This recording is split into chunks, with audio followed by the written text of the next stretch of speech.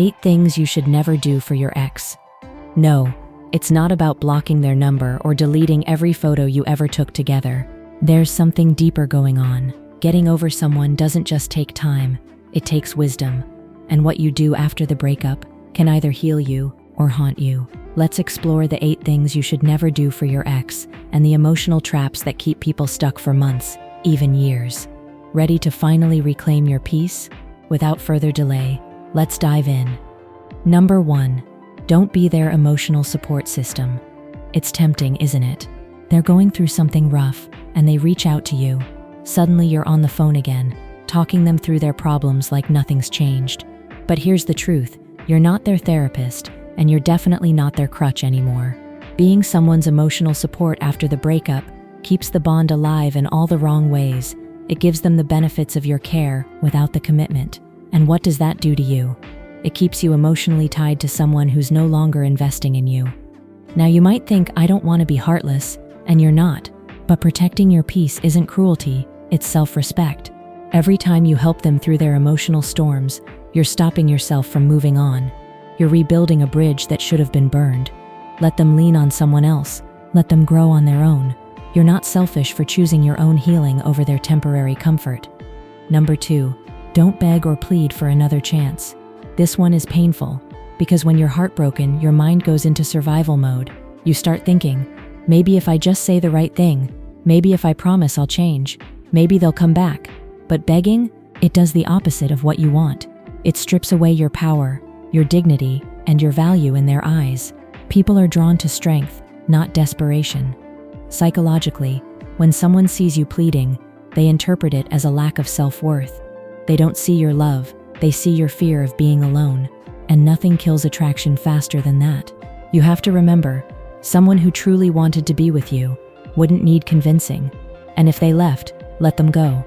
If the relationship meant something real, it'll speak for itself without you having to fight for leftovers. Hold your head high, speak your truth, but never beg for what's already walked away from you. Number 3. Don't be their backup plan. You know the type, they keep you close, not close enough to commit, but just close enough to keep you hoping.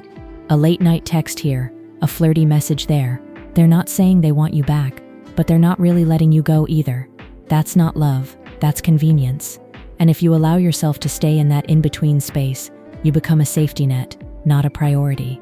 The minute things don't work out with someone else, poof, they come running back to you, not because they love you, but because you're easy to reach. Never let someone treat you like a bookmark, only useful when they're bored or lonely.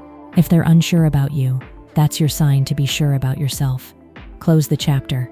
Don't be an option when you deserve to be a choice. Number 4. Don't pretend to be just friends if you're still in love. Let's get honest here. Staying friends with an ex might sound mature, even evolved. But if you still have feelings, that friendship is a one-way ticket to emotional confusion. You'll pretend to be fine, smiling while they talk about their day, or worse, someone new. But inside, you're breaking. You're hoping that being close will somehow make them realize what they lost. But it rarely works that way. Psychology tells us that when we suppress our emotions in a relationship, we end up living in a state of emotional limbo. You're not their partner anymore, but you're not free either. Don't do that to yourself. If you're not over them, don't be their buddy. Take space. Cut contact. Be brave enough to protect your heart, even if it feels like you're being cold. Sometimes self-love does look like distance. Number 5. Don't stalk their social media. We've all been there. One innocent check turns into a deep dive. Their photos, their stories, who they're following, who liked their last post. It becomes an obsession. But here's what you're really doing. You're reliving pain.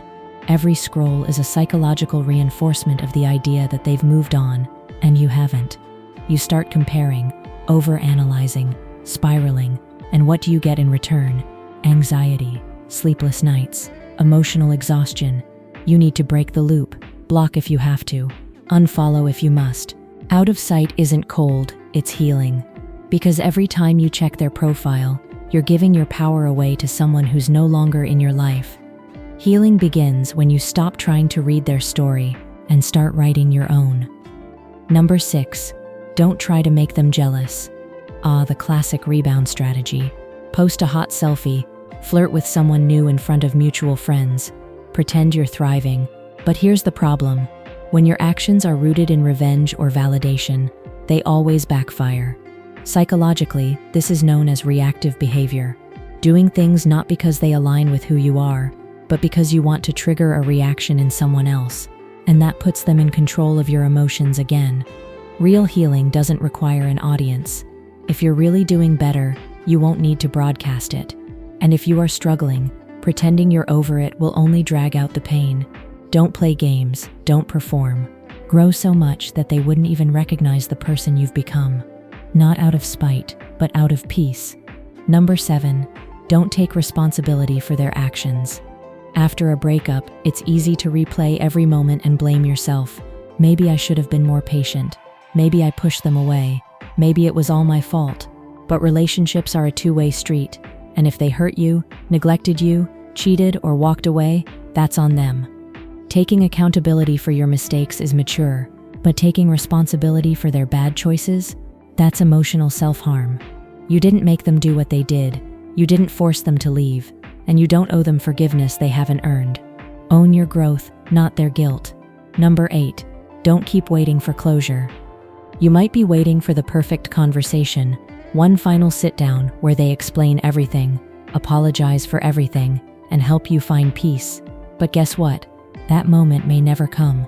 Sometimes people ghost, sometimes they lie, sometimes they disappear without ever looking back.